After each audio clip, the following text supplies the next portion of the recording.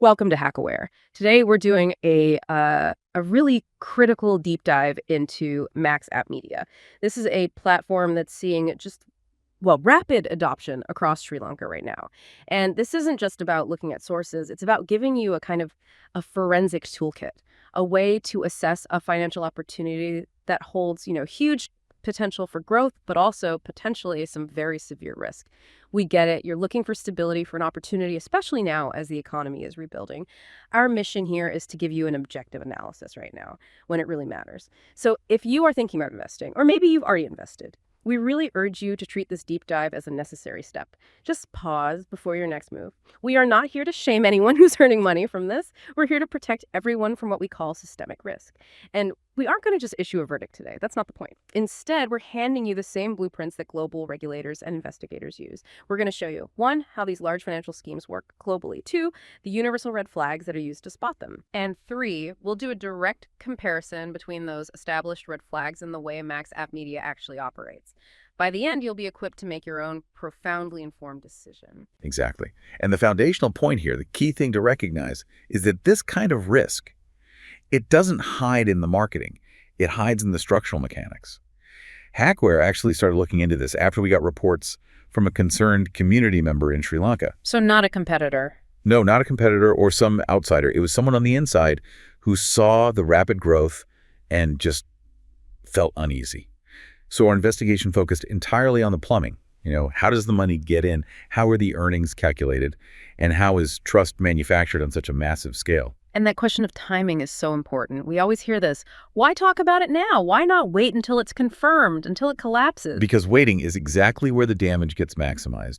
By the time a scheme is, universally accepted as a fraud. When the withdrawals stop. Exactly. When withdrawals stop and leaders disappear, people have already lost everything. Their savings, money they borrowed from family, and you lose that invaluable community trust. Our job is pattern recognition.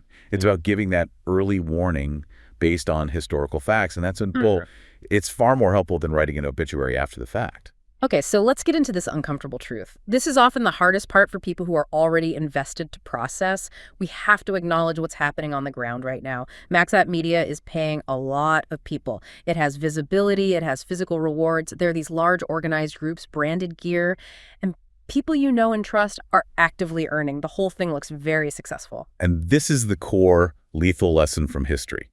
The most dangerous phase of a major financial scheme is precisely when it is paying well and growing fast. Right, when it looks strongest. That's the moment doubt just vanishes. It's replaced by this aggressive confidence. People start reinvesting heavily because the returns feel secure, recruitment explodes, and that momentum just drastically increases the size of the eventual losses. So that period of peak prosperity, it's actually the moment of peak risk. That's fascinating. I think most people would assume the opposite, that once something gets that big, it must be legitimate. It's a kind of safety in numbers. Yeah. So let's really unpack that specific fallacy. Let's call it the size trap.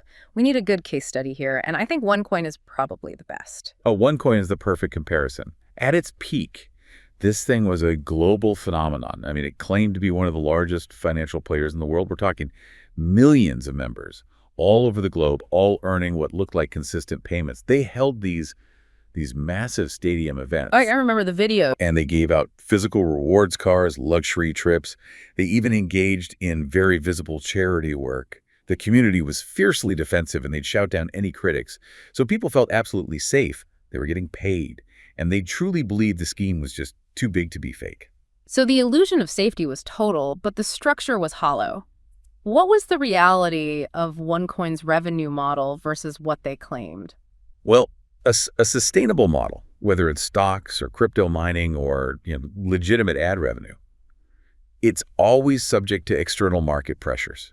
It has good periods and bad periods. There's volatility. There's volatility, yes. OneCoin collapsed because its structure was a mathematical certainty of failure. It was entirely reliant on a continuous inflow of new money from new members to pay out the older members. Yeah. You didn't suddenly turn bad. It just ran out of new people. The velocity of new deposits just couldn't keep up with the exponential velocity of the required payouts. It's simple math. So the key takeaway for you, the listener, is that size does not equal structural integrity.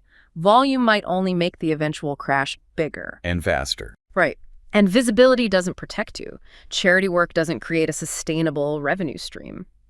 And this exact pattern just gets repeated over and over all over the world. Exactly. A small dip in recruitment speed means the system hits negative cash flow almost instantly.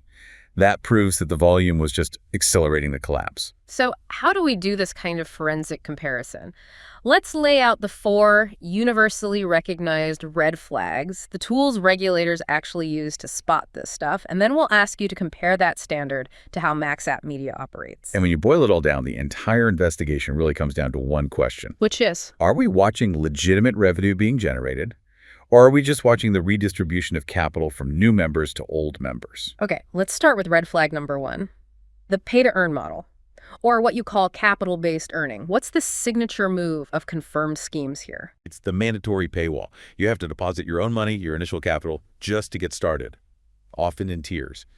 And the defining feature is that your income is tied directly to your capital input, not to any actual work you do, or sales you make, or market performance. So more money in equals more money out. Automatically. Higher deposits unlock higher fixed earnings. It's a mechanism that purely rewards how much you put in. And what we see when we look at MaxApp Media, specifically, how do things like the M levels work? The comparison is, it's strikingly similar. A user has to start the process by recharging or depositing their own funds. Earnings are explicitly tied to these M levels. Which are just tiers based on deposit size. That's all they are. Jargon for participation tiers defined by how much money a user has put in. And to advance to a higher level, to increase your earnings, you have to inject more capital. The system fundamentally rewards the user's cash commitment, legitimate employment, or sustainable investment. It just doesn't work that way. It doesn't scale earnings so precisely based on the size of your deposit without some transparent external output. That lack of external transparency. That brings us perfectly to red flag number 2.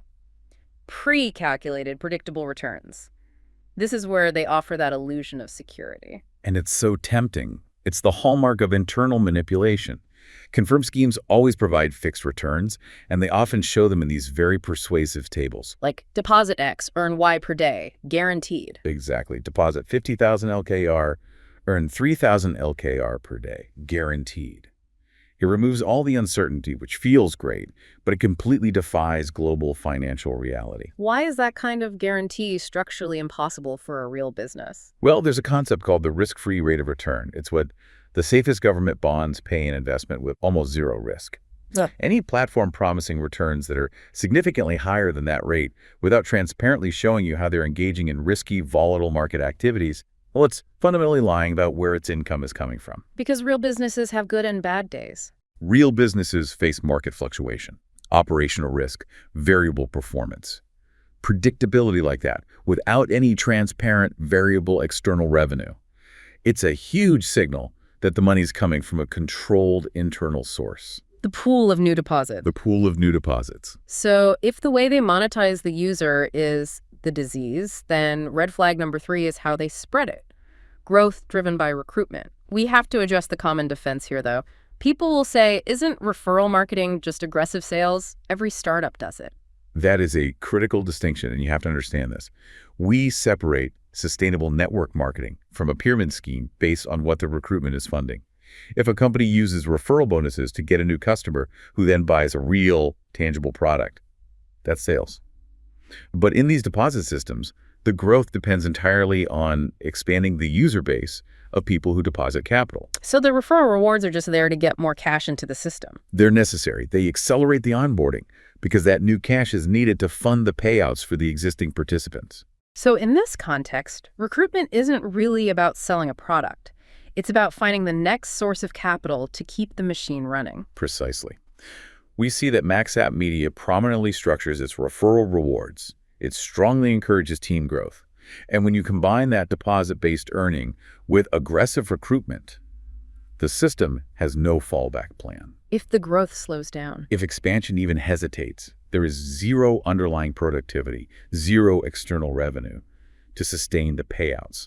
And that immediately triggers the inevitable death spiral of failed withdrawals and panic. Red flag number 4.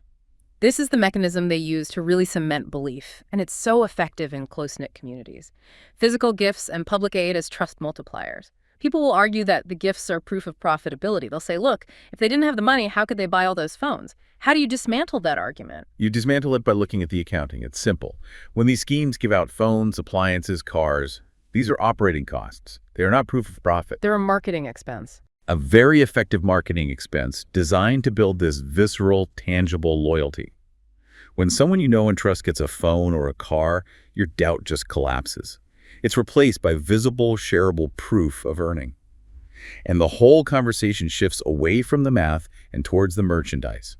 And we see that Max App Media ties gifts to participation, and it shares its public aid activities very widely. It creates this image of an organization with a heart, a strong community partner. And that image is incredibly powerful for building loyalty and silencing critics. But you have to remember the crucial distinction. These actions build trust. They build community. They absolutely do not explain how the money is actually generated. Or how the system can keep paying out a year from now. Or 10 years from now. Building trust is not the same as building sustainable external market revenue. So what does all of this mean for you, for the listener, especially given the current economic environment in Sri Lanka?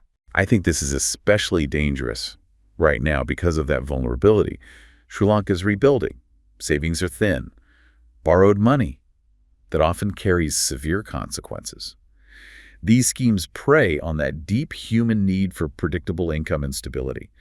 And when they fail, and they do fail, it's not corporations that absorb the loss. It's families. It's families. It's borrowed money. It's community trust that gets shattered, which makes legitimate investment much, much harder down the line. The psychological dynamic is just cruel. I remember we interviewed someone who lost their life savings in a similar scheme, and they told us the hardest part wasn't even the money. It was realizing their neighbor, who recruited them, Had also lost everything. had lost everything too, and they had only acted out of pure belief and trust. And this structural mechanism ensures the damage is never evenly distributed. Right. Because the whole system needs continuous exponential growth. It's the late participants who inevitably carry the entire weight of the losses when that inflow slows. Our position at HackAware is firm. We stand with the Sri Lankan people, not the platforms. Silence right now would feel irresponsible, given the patterns we're seeing. So we want to reiterate this final call to action, this investigation, this deep dive. It exists to give you time. Large schemes never announce when things are getting tight. They don't tell you when growth is slowing or when the exit plan is kicking in. By the time the signs appear, when a friend you trust suddenly can't withdraw their money, your options are already very limited. Even if you're being paid today, that is simply proof of inflow. It is not proof of legitimacy. Even if Max App Media has massive visibility and trusted leaders promoting it, these systems fail, regardless of personal belief or loyalty. You have the tools now. You can evaluate the structural facts we've laid out. We really encourage you to think independently and just compare the platform's mechanics to these universal red flags we've talked about. And going forward, if size and trust don't protect you, just consider this one thing. What is the real cost of absolute predictability in a world where sustainable returns must, by their very nature, involve risk? That's the core question, the one we want you to ask yourself every single time you are offered a guaranteed, fixed, high return. Stay sharp, stay safe, stay HackAware.